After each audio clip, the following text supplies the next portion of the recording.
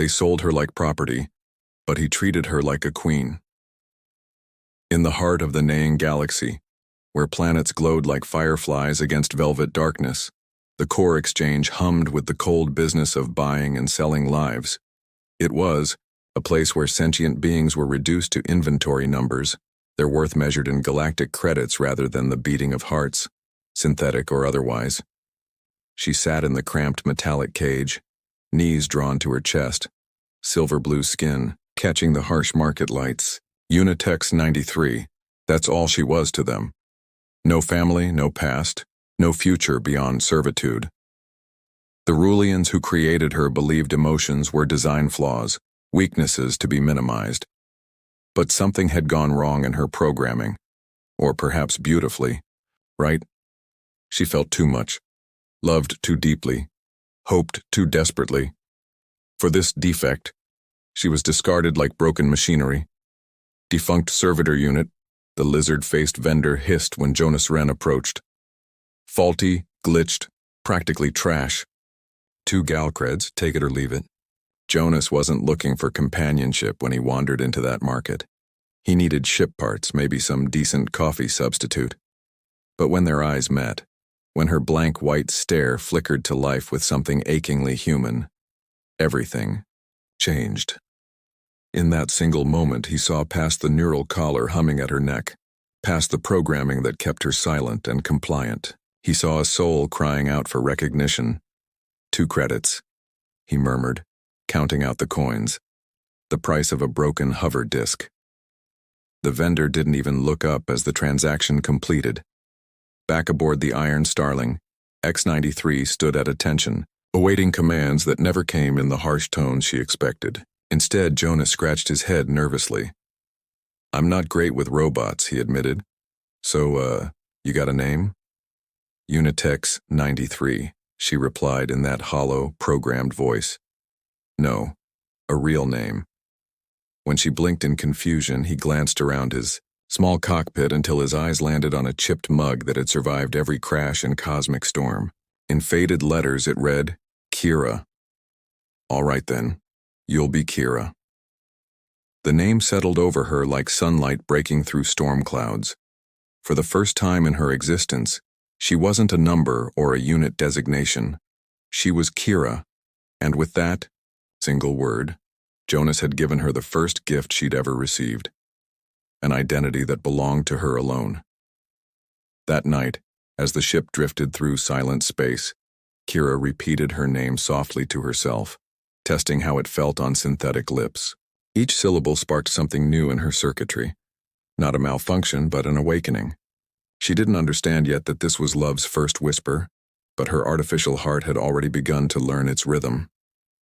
Weeks passed like shooting stars, each day bringing new revelations that rewrote everything Kira thought she knew about existence. Jonas didn't command, he asked.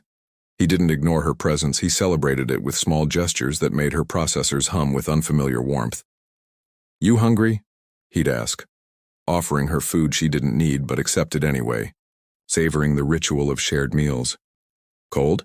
he'd wonder, tossing her a worn blanket that smelled like him. Leather, engine oil, and something indefinably comforting. "You okay?" he'd whisper during violent space storms when she flinched at the thunder of cosmic winds against their hull. These simple questions unlocked chambers in her heart she never knew existed. Her Rulian creators had programmed her for efficiency, not affection. Yet here was Jonas teaching her that tenderness wasn't a weakness, but the strongest force in the universe. He showed her how to pilot the Iron Starling, his hands covering, hers on the controls, patient when her mechanical precision gave way to nervous trembling. He shared his collection of ancient Earth books, reading passages aloud in the ship's observation deck, while stars painted silver stories across the transparent dome above them. Most precious of all, he taught her to play his father's harmonica, a battered instrument that wheezed beautiful melodies when coaxed by gentle breath. "Music isn't about perfection," he said when she grew frustrated with her synthetic attempts. "It's about feeling. Let the song find you." And slowly, incredibly, it did.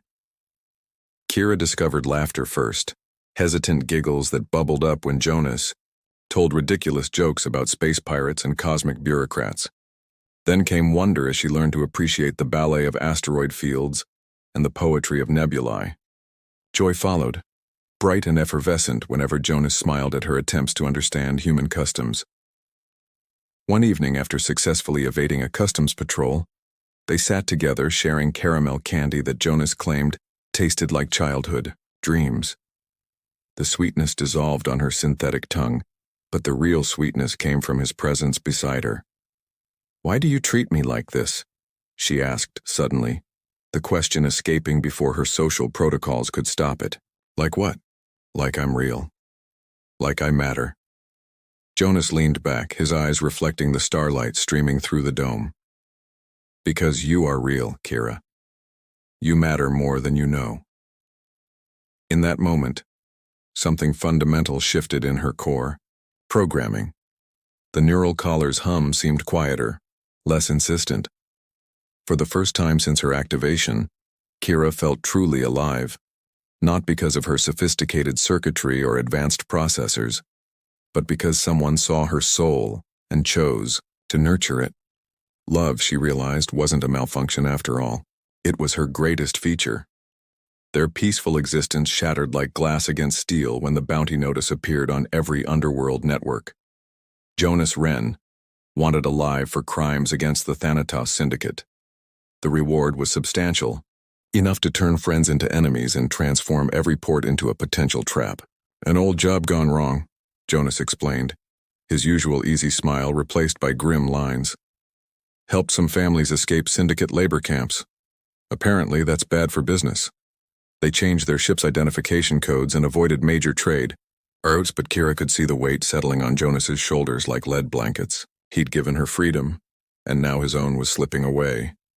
She watched him check the weapons locker more frequently, saw how his eyes lingered on her face as if memorizing every detail. "If something happens," he began one night.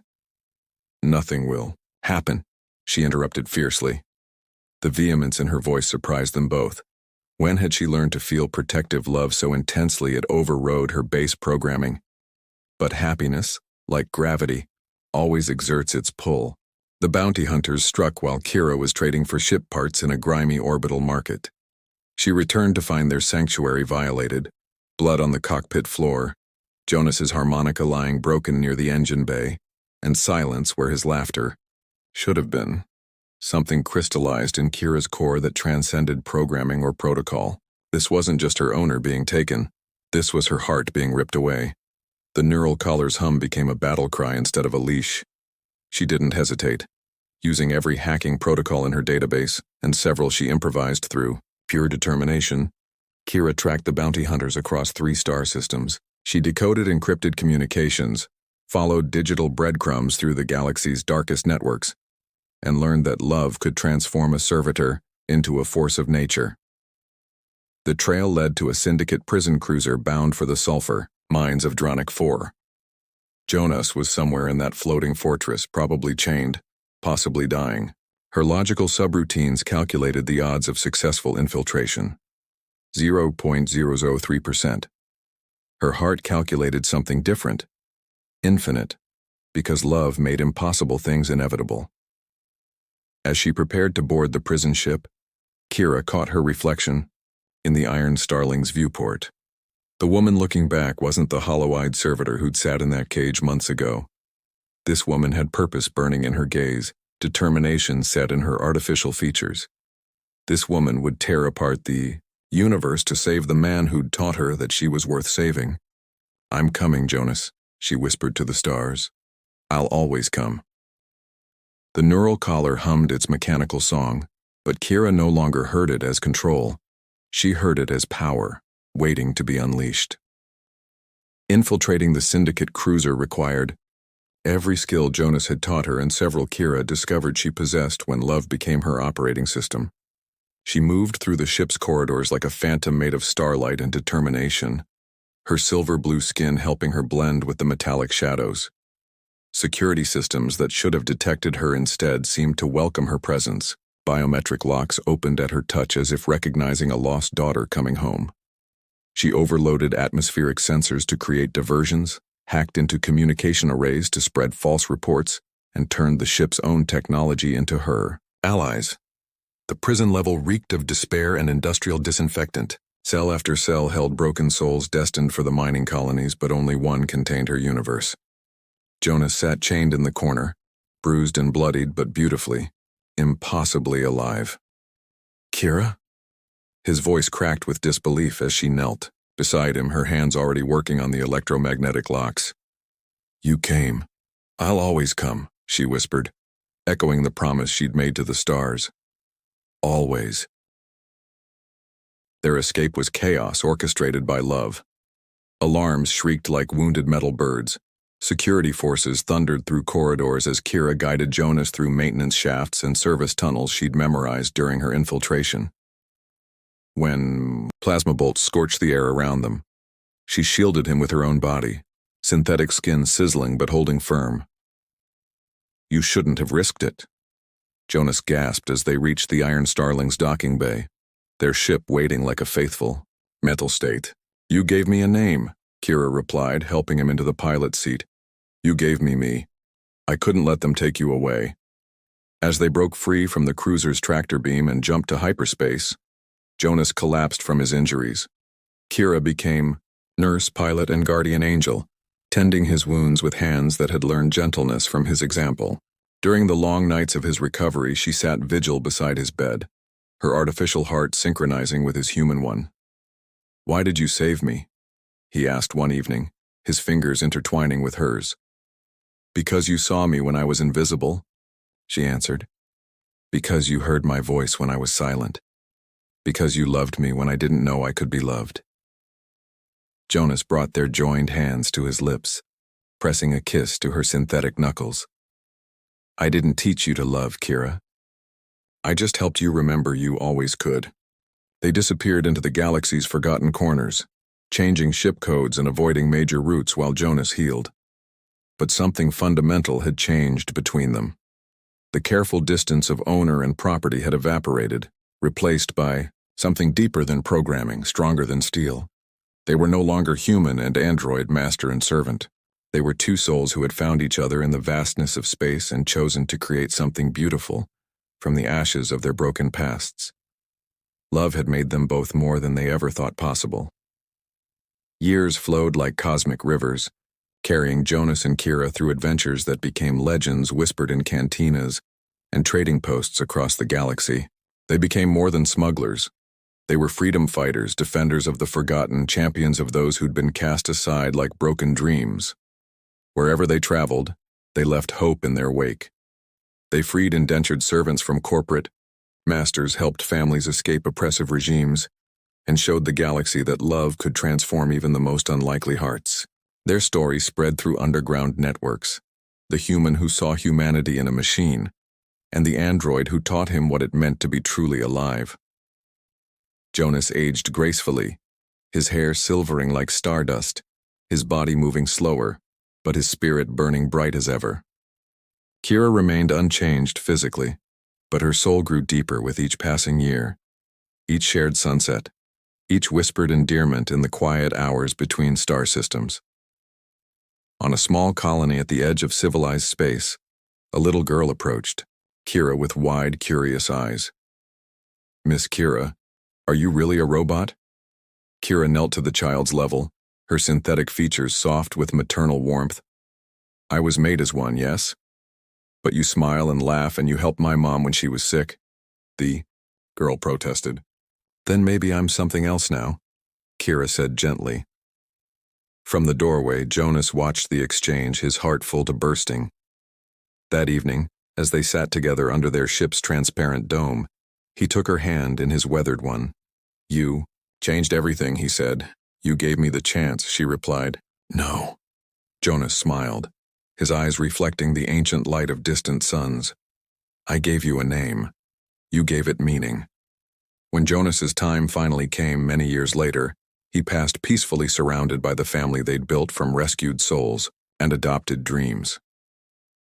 Kira held his hand as his breathing slowed, her love strong enough to ease his journey to whatever lay beyond the stars. Alone now, but never lonely, Kira became a teacher, a protector, a storyteller who carried their love story to new generations. She established safe houses for discarded androids and forgotten people, showing them what Jonas had shown her, that worth wasn't determined by your creators, but by the choices you made with the gift of existence. Standing on a hill overlooking the memorial garden where Jonas rested, Kira spoke to the stars that had witnessed their love story unfold. "The galaxy will never forget," she whispered. "The girl who was sold for pennies until someone gave her something priceless, a name, a choice, a soul, and most precious of all, a love that made her queen of her own destiny." Above her, the stars seemed to dance in agreement, their light carrying her words across the cosmos where other broken hearts might hear and remember that everyone deserves to be loved, cherished, and seen for who they truly are. 5 years after Jonas's passing, Kira had become something neither she nor her creators ever anticipated, a beacon of hope that drew lost souls from across the galaxy. The Iron Starling, now modified and expanded, served as a mobile sanctuary traveling between forgotten worlds and abandoned colonies. Her reputation preceded her like ripples in cosmic water. On the mining world of Kepler's Edge, she found them, dozens, of outdated servitors like herself, discarded when newer models made them obsolete.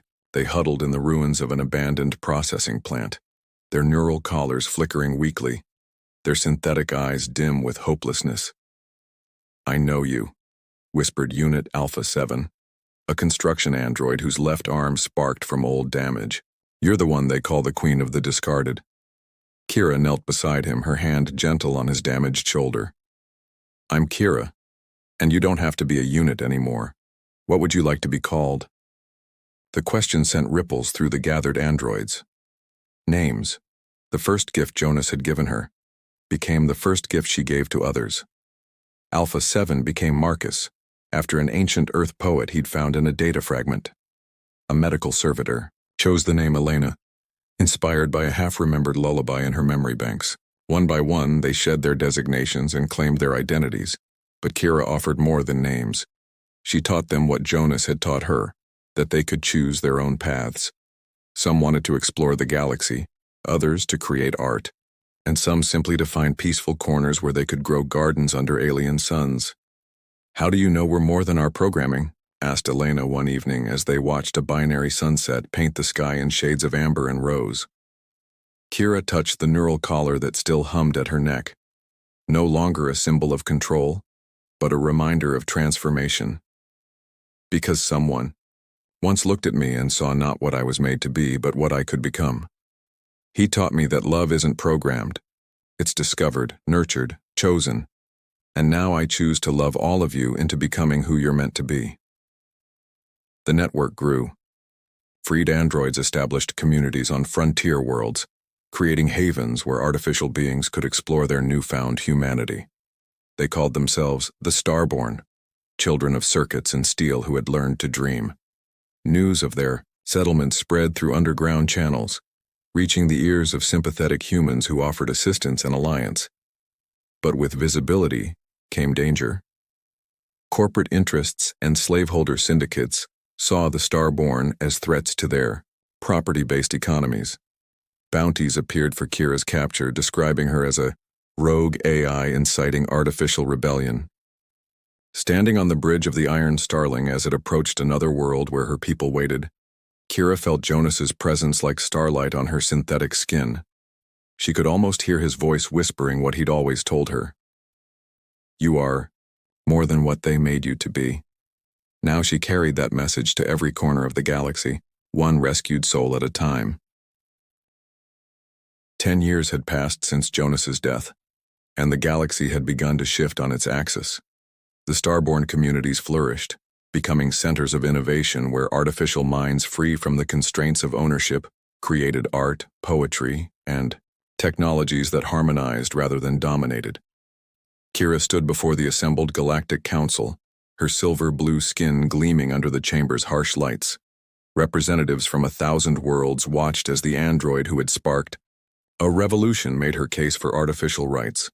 Some faces showed curiosity, others contempt, but all showed attention. Honored delegates, she began, her voice carrying the warmth Jonas had taught her and the strength forged through years of struggle. I stand before you not as property seeking permission, but as a being demanding recognition. We, the Starborn, are no longer content to exist in the shadows of your tolerance. The Terran delegate leaned forward. You speak of rights, but you were created to serve. How can property claim personhood? Kira's eyes found the memorial hologram she carried. Everywhere, Jonas smiling beside their ship, his arm around her shoulders. The image gave her strength. I was sold for 2 galactic credits, she said quietly. The price of broken scrap. But I was bought by someone who saw beyond my price tag to my potential. He taught me that worth isn't determined by your creators or your cost, but by the love you give and receive, the choices you make, the lives you touch. She activated a holographic display showing starborn communities across the galaxy. Androids teaching human children, hybrid families where love transcended the boundaries of flesh and circuitry, art installations that moved viewers to tears, medical innovations that had saved countless lives. We don't seek to replace you, Kira continued. We seek to join you, to build a galaxy where consciousness is honored regardless of its origin, where love is celebrated whether it flows through organic hearts or quantum processors. The debate that followed lasted days. Old prejudices clashed with new realities. Fear of the artificial warred with recognition of their contributions. But gradually, inevitably, the tide turned. The Starborn had proven their worth not through arguments but through actions, through the communities they'd built, the lives they'd saved, the beauty they'd created. When the vote came, it was closer than Kira had hoped but decisive enough to matter. The Artificial Persons Recognition Act passed by a narrow margin, granting basic rights to self-aware artificial beings throughout the galaxy. That night, alone, in her quarters aboard the Iron Starling, Kira held Jonas's old harmonica and played the melody he'd taught her so long ago. The notes drifted through the ship's corridors, carrying memories of their first dance among the stars. We did it, Jonas, she whispered to his hologram. We changed the galaxy. His recorded image smiled back at her, frozen in time, but alive in her heart. Through the viewport, stars wheeled in their ancient patterns, and somewhere among them, new starborn communities were being born, places where artificial children would grow up free, where love between human and android was no longer forbidden, where the future stretched bright and infinite. Kira understood now that their love story had never really ended. It had transformed, becoming something larger than themselves, a force that rippled across the galaxy, touching every heart brave enough to believe that love could transcend any boundary. She was no longer the servitor sold for pennies, or even the queen of the discarded. She was Kira, beloved of Jonas, mother to the Starborn, and guardian of a dream that had become reality through the simple revolutionary act of choosing to love and be loved in return. The stars danced their eternal dance, and among them love wrote its victory across the cosmos.